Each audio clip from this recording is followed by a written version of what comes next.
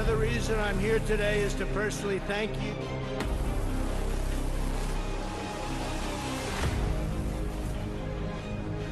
Algo muy misterioso se cocina y además muy peligroso, que nos recuerda a enero de este año, cuando estábamos al borde de la guerra que podría haber sido la tercera mundial. El día de hoy, en medio de la pandemia de coronavirus, algo misterioso se cocina, insisto. Movimientos de tropas y de armamento pesado muy extraños. Hay alerta total. De hecho, se reportan drones y aviones sobrevolando la capital.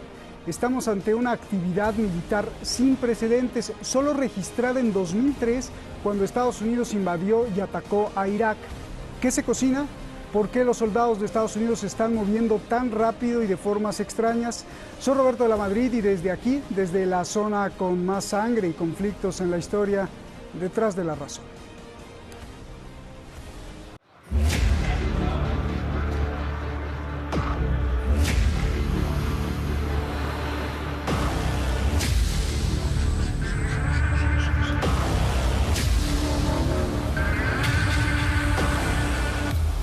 Imágenes como esta se captan en Irak. Muy extraños movimientos. Hay mucha actividad de las tropas de Estados Unidos. Dejan unas bases, llegan a otras, se llevan equipo, traen equipo, se mueven para uno y otro lado. Han abandonado al menos 3 bases: el campo aéreo Qayara, la base K1. La versión oficial es que han derrotado ahí al grupo terrorista Daesh.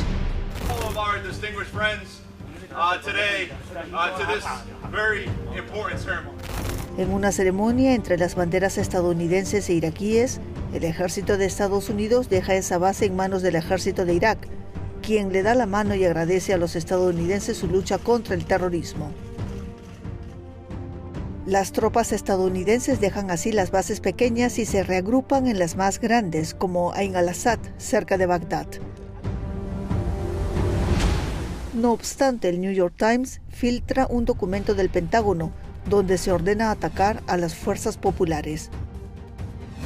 El Pentágono ordenó a los comandantes militares que preparen un plan de combate en Irak para destruir un grupo de milicias que amenaza con más ataques a las tropas estadounidenses. New York Times. Estos son los misiles Patriot. Destruyen misiles enemigos. Su última versión destruye aviones y misiles de crucero. Llama la atención que varias baterías Patriot se han enviado a las bases estadounidenses que hasta hoy no tenían esa protección. Esta es la base Ain al-Assad, la misma que atacó Irán con misiles en venganza por el asesinato del teniente general Soleimani en enero pasado. Entonces no había misiles Patriot de defensa.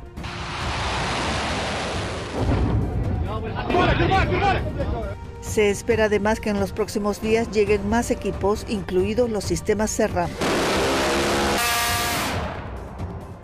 Los CERRAM destruyen cohetes, bombas de mortero y proyectiles.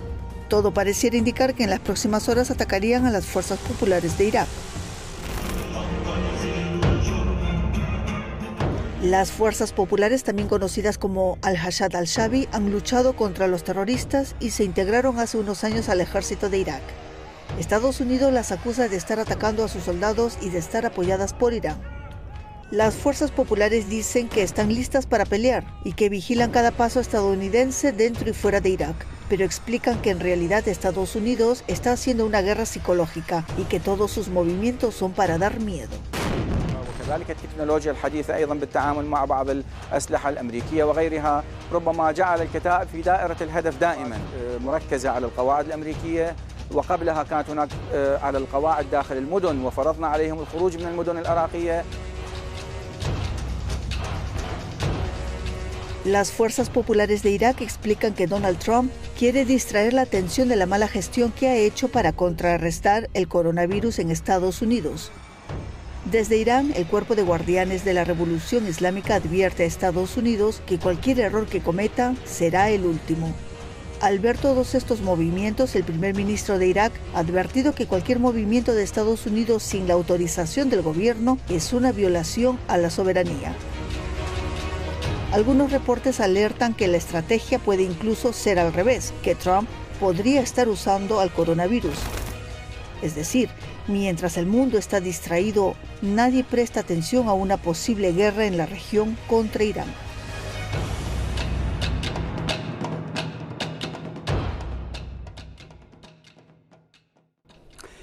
Muchísimas gracias, gracias al equipo detrás de La Razón y muchísimas gracias a usted. Mire, tocamos este tema porque a pesar del coronavirus y con el coronavirus, algo, como decía al principio, se está cocinando. Por eso vamos directamente, le vuelvo a agradecer a usted, gracias por todos los comentarios. Es que no puedo dejar de agradecerle porque siempre, pues hasta oraciones nos mandan para el equipo detrás de La Razón y para un servidor. Aquí estamos, no nos quedamos en casa, pero quien sí se quedó en casa es Axier, porque están en cuarentena, confinados también. Ángel, qué gusto. Tenemos esta noche a Axier Amo Izarra, periodista allá en España, usted lo conoce muy bien, y Ángel Horacio Molina, hace mucho que no nos veíamos, qué gusto saludarte, Ángel. Es un placer, como siempre, tenerlos aquí allá en Argentina. Comienzo contigo, Ángel. No sé si te gusta más Ángel Horacio, pero pues yo te digo Ángel porque así te conozco. Lo más urgente, Ángel, ¿por qué estamos viendo un movimiento intenso, extraño, alta actividad militar, la misma de 2003 cuando Estados Unidos atacó Irak? ¿Podría ser que Estados Unidos está aprovechando el coronavirus cuando está distraído el mundo para lanzar un ataque? Por favor. Creo que esto tiene efectivamente varias aristas para ser analizados. Sin duda, una de ellas es la necesidad de las fuerzas norteamericanas de hacer más eficiente su presencia en Irak, sin la voluntad ninguna de retirarse efectivamente. Nosotros, esto lo hemos señalado en muchas oportunidades, Estados Unidos tiene muchas formas de estar en Irak, más allá de la presencia militar. Hemos mencionado en otras oportunidades incluso la presencia de estos ejércitos privados, de los contratistas, que según las fuentes más cautas, 1 de cada 4 norteamericanos militares en Irak son precisamente miembros de estos ejércitos privados. Por lo tanto, creo que hay una primera necesidad norteamericana de reagrupar las fuerzas y de dotarla de una potencialidad letal a la hora no solamente de causar daño a sus enemigos en la región, sino también de blindarse de posibles represalias. Y por eso el traslado de las tropas, que hay que ser cauto, Estados Unidos no se está retirando, está simplemente reagrupándose. Por el otro lado, obviamente, tiene un escenario interno y las acciones norteamericanas siempre están vinculadas con la política interna norteamericana. En este caso, una situación muy complicada con relación al coronavirus y la necesidad de exacerbar el sentimiento patriótico. Siempre a Estados Unidos le viene muy bien esta carta nacionalista utilizada en fronteras tan lejanas como Oriente Medio para azuzar. Y el tercer elemento me parece clave: Estados Unidos no está dispuesto a abandonar a sus aliados regionales. Y esos aliados regionales no solamente es Israel, sino también las monarquías árabes, que de ninguna manera van a permitir que una retirada gradual de Estados Unidos beneficie a su archienemigo, en este caso Irán, y los debilite frente a milicias populares organizadas ya dentro del Estado que ponen en cuestión lo hecho hasta ahora con respecto a la relación con los Estados Unidos. Me parece que en esos 3 grandes puntos tenemos que analizar las acciones de Estados Unidos y estar atentos, no descartar acciones militares contra las milicias de movilización popular. Me parece que esto va a ser decisivo en los próximos días, ver efectivamente cuánto de esta cuestión de guerra declamativa se traduce al campo de batalla. Bien.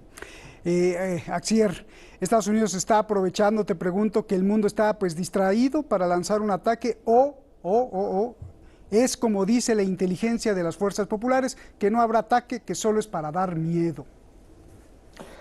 Yo realmente, Roberto, bueno, estáis haciendo una gran labor. Antes de nada, quiero alabar vuestra función periodística desde el corazón de la noticia. Además, es una zona tremendamente caliente en el mundo. Pero bien, entrando en el tema, gracias. Yo no sé si es una tormenta, si es una cortina de humo, por ejemplo, en este caso, pero sí que es verdad que sería perfecta para Estados Unidos, para Donald Trump en particular, para hacer esos movimientos que está haciendo en estos momentos. Son evidentes y lo que sí que yo considero que en Estados Unidos ahora mismo lo que le interesa más tanto, y es una palabra que no hemos oído ni siquiera Ángel lo ha comentado, que es el miedo que tiene Donald Trump al fracaso, al decir que se tiene que replegar de Irak habiendo fracasado, ya que no ha conseguido, sus tropas de ocupación no han conseguido ni garantizar la paz, ni garantizar la democracia, ni siquiera garantizar la estabilidad en sus socios, es verdad, en sus prominentes socios, como pueden ser tanto por un lado Israel como por otro lado Arabia Saudí. Es más, yo creo que en este caso la crucial cuestión, importante cuestión, es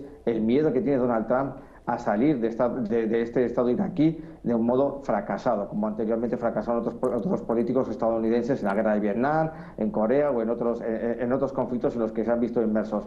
Yo creo que realmente ahí es la cuestión de que Donald Trump no quiere que su legado se vea afectado. Si es que hay un legado que nos pueda dejar Donald Trump en la historia, que su legado pues se vea afectado por ese fracaso en el asunto iraquí, en este caso. Yo creo que a partir de ahí lo que quiere generar y lo que más le interesa a Donald Trump de su política exterior, como bien lo ha hecho además en muchísimas ocasiones y así se ha venido remarcando en diferentes portafolios que se han filtrado, otros que hemos descubierto y otros que, por cierto, hemos conocido a la luz por cuestiones de errores y también intereses, que es el tema de que Estados Unidos lo que le interesa es la gestión de la tensión, la fuerza, la tensión, tensionar todo lo que pueda a sus contrapartes para meterles ese miedo, y así es donde él saca el rédito político y también rédito, digamos, personal para Estados Unidos y sobre todo para Donald Trump, que en estos momentos se encuentra pues, en una cuerda floja, como otras veces, o además arrinconado ahí en el ring contra su gestión interna, su falta de cualificación y su falta de calificación, en este caso con el asunto de la pandemia del coronavirus.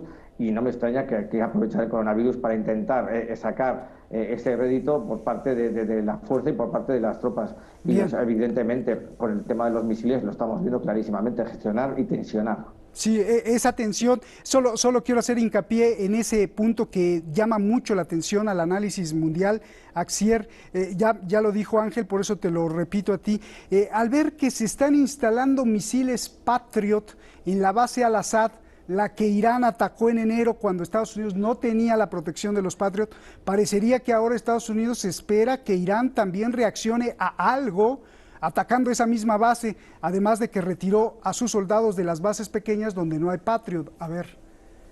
Claro, pero es que muchísimas veces cuando tú buscas un conflicto mayor, no solo tienes que sentirte, o sea, ser atacado y sentirte atacado, sino muchas veces buscar, ¿no? Buscar esa chispa para que te ataquen.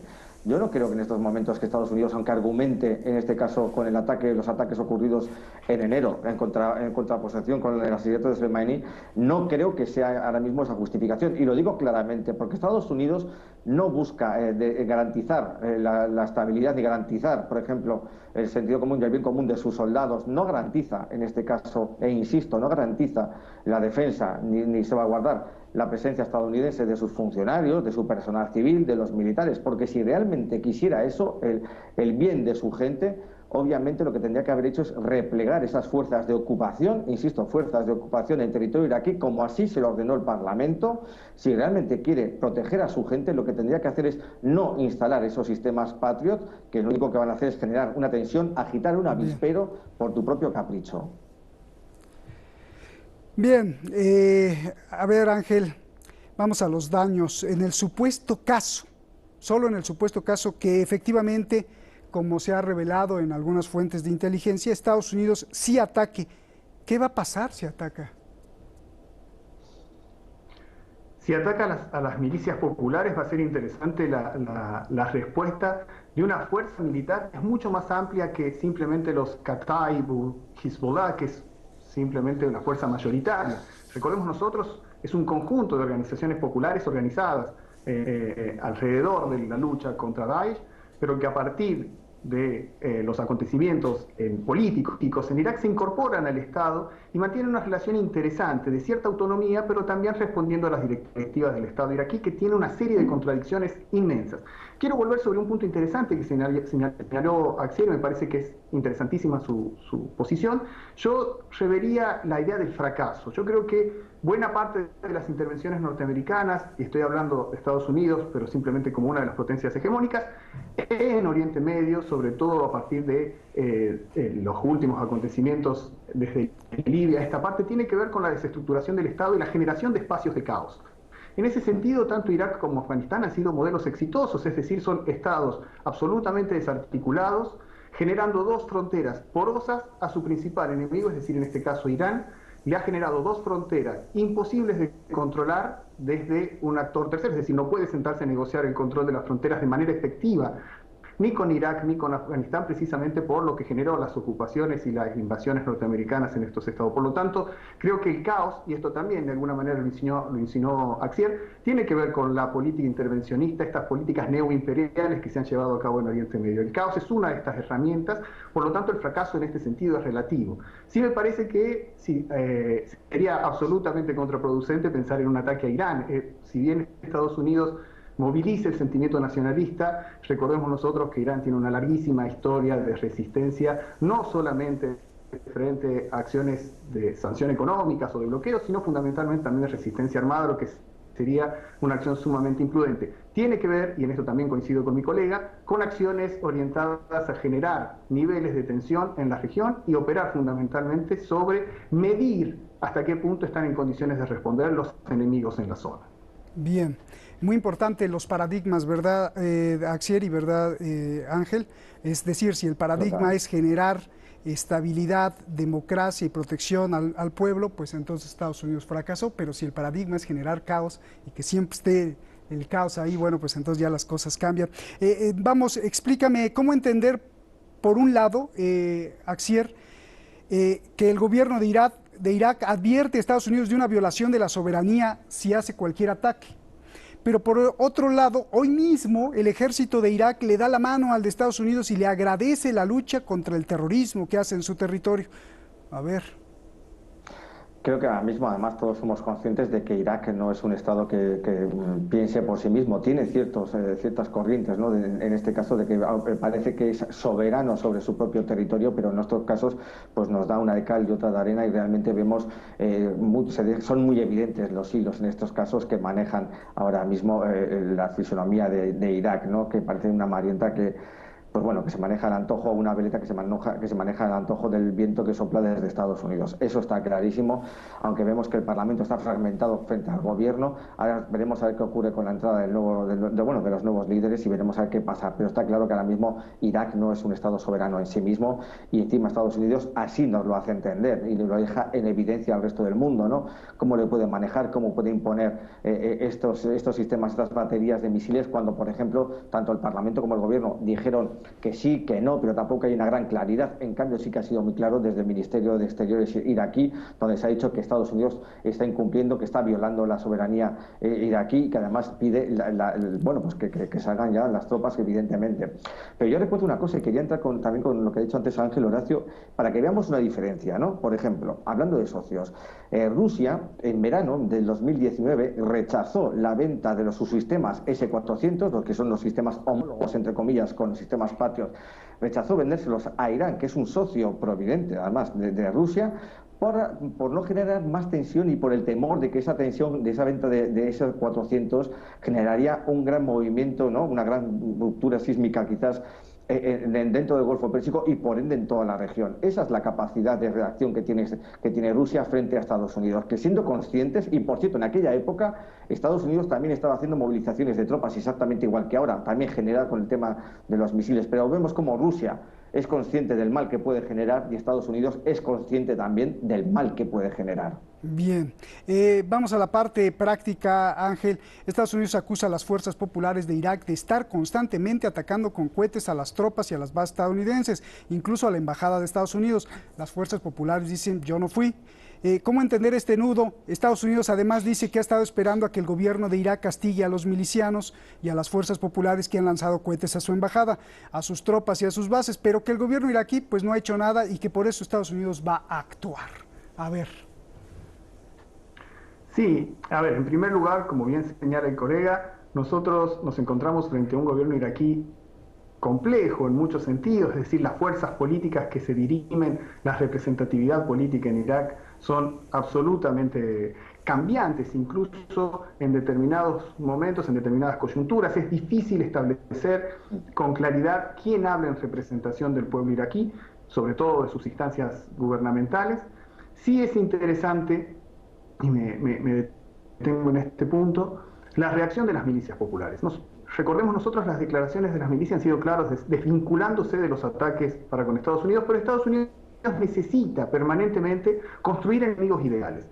En este caso, en Irak el enemigo ideal sin el Estado Islámico presente, así como encarnado en las fuerzas de estas milicias populares, que efectivamente generan un dolor de cabeza porque son actores que en términos políticos se despegan de estos otros espacios políticos que han negociado históricamente con Estados Unidos, por lo menos desde la ocupación a esta parte. Es decir, en términos políticos, sin duda es una amenaza para los Estados Unidos. En términos militares, Estados Unidos tiene que construir un enemigo perfecto y ese enemigo perfecto tiene que vincularlo con otro enemigo ideal que sigue siendo Irán. Por lo tanto, estas vinculaciones permanentes que incluso reproduce la misma prensa occidental con respecto a milicias pro-iraníes, ¿no? Esta es una estrategia utilizada ya desde el gobierno de Saddam Hussein para atacar a la comunidad chií, a las fuerzas populares que en este caso exceden incluso el espectro chiita, ¿no? Me parece que es interesante ver cómo se construyen los enemigos y de qué hay que dotarlos. Hay que dotarlos fundamentalmente de agresividad, y eso es lo que está haciendo Estados Unidos y Trump fundamentalmente